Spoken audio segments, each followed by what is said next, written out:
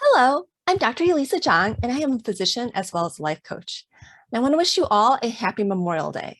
So it may actually seem a little funny to say Happy Memorial Day, since Memorial Day is actually a holiday for mourning that we've lost through war, for our veterans, for the people who fought to keep our country free.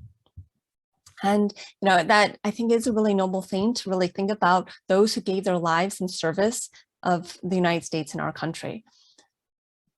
So we've actually, I think war is a little bit of an interesting thing because recently we've actually been in quite a few wars, the war in Afghanistan and the war in Iraq. And yet I don't think we as the American people generally think a lot about actually being in war unless we actually do have a loved one who is in the armed services.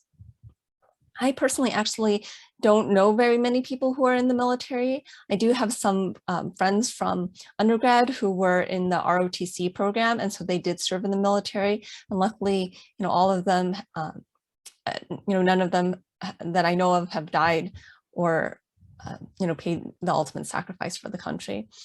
But as a physician, I have worked at several VAs, Veteran Administration, where I've took care of many vets, and I have to say, vets are some of my favorite patients.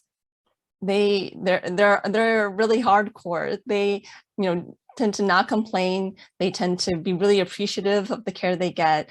I did a lot of cataract surgery as a resident on vets at the VA, and I mean they were tough. There were a lot of them that didn't get any anesthesia through their IV.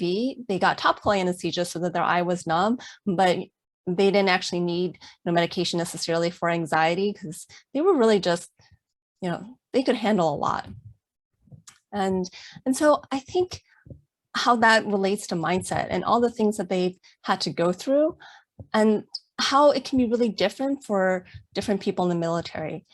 I can't even start to say that I know what it is to have the kind of trauma that could be involved in seeing your fellow people get injured or hurt or even die. And I have shot a gun before, but in a very controlled environment, at a shooting range.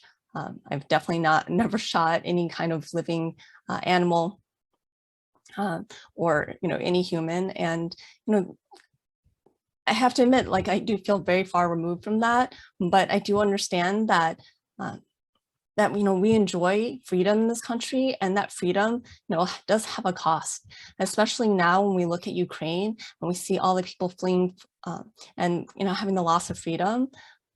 It really makes me appreciate being in the United States and having the security that I feel, just from my thoughts of being here.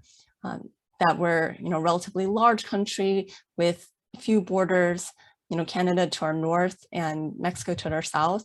And, while we kind of, I guess, protect that Mexico border a little bit more, I don't think we kind of worry about Mexico invading the United States like Ukraine has to worry about, Russia, which, Russia did invade after Crimea happened. I think, Russia got bold, and now we see the consequences of that. So honestly, I don't know where I'm really going in this video. I know I'm just kind of rambling a bit, but this is just kind of my thoughts on what Memorial Day means, and just wanting to appreciate the service of those who have served in the U.S. military. So if you have served in the military, I do sincerely thank you for your service. And if you meet anyone today who has who has service in the military, I hope you show your utmost respect, because, for whatever you think about politics and what's going on, like the men and women who serve in the military, they really serve to protect our freedom. Thank you.